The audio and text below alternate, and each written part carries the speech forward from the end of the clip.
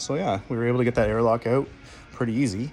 I must say, yeah, I got off a little easy there. Airlocks can sometimes be a little bit trickier than that.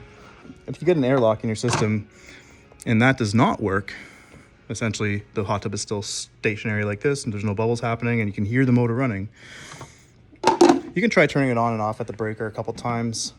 You can try bleeding this out every 5 minutes or so. Try opening it up, closing it. Like if you see air building up in here, that's a good thing. If you see stuff moving around inside here, that's a good thing. If you see bubbles kind of coming out of that bottom area, that's a good thing. So these are all encouraging signs that it's gonna start going. If it's completely airlocked and you've done this and you're frustrated at this point, it won't work, you're probably gonna have to either call the store or go to the lengths of taking off the front cabinet here, which I can do for you.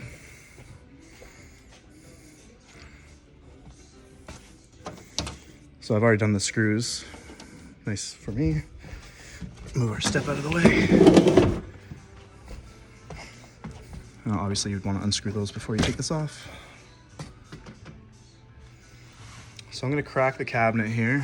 It's on magnets, so you're just gonna pry it. I like to put my foot kind of down here so it doesn't slam on the ground. Sometimes all the magnets let go at the same time. And we're just gonna pull this guy off. When we're talking about airlocks in the heater, this is your heater here. This is your circulation or filter pump. Therapy pump is much bigger. Therapy pump, again, much bigger. And those are running the big jets, obviously, in the big chairs. But that filter system right there is tied directly to this pump. If we are unable to get an airlock by unscrewing the bleed cap here, you could try even using a plunger or something to kind of move the water up and down inside of that filter bay. Essentially moving the water in and out of these pipes here. We're trying to push the air, which is accumulated inside this green area. We're trying to move that air somewhere other than in there. We want the air here, we want the air here, because the motor is designed to pull water.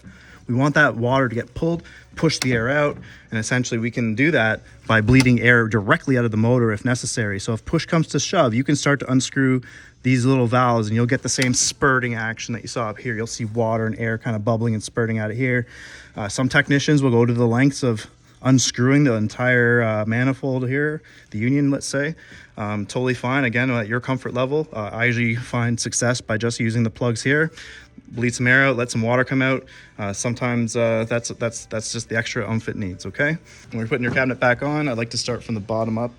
I like to have it kind of like this. I like to line up those magnets and let it kind of find its own path home. Keeping in mind that these black clips on the side, we don't want to get those interfering with the cabinet. So you may have to manipulate or push the cabinet away from those clips as you're putting the cabinet on so that that door comes right down and locks in. Also, if you got a gap up here, you may have to pull from the bottom up like this and get rid of that gap. Okay. And I think the veneers are pretty self-explanatory, but once again, you're gonna have some holes in the cabinet here. We're gonna wanna line up those screws. You can use this clip right here to help hold the veneer on so you can do your work with your drill.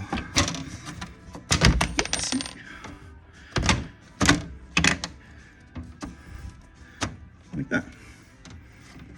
Yeah, it's a lot harder with one hand, but same thing, this guy over here. Line up that clip. Right in the middle there. Easiest just to line it up where that clip is and snap her in. And then you can screw your veneers in. At this point, I appreciate your time and your patience for this video, and I hope you found it helpful. If you have any questions, leave them in the comments below. All right. Hope you're having a good one. Bye-bye.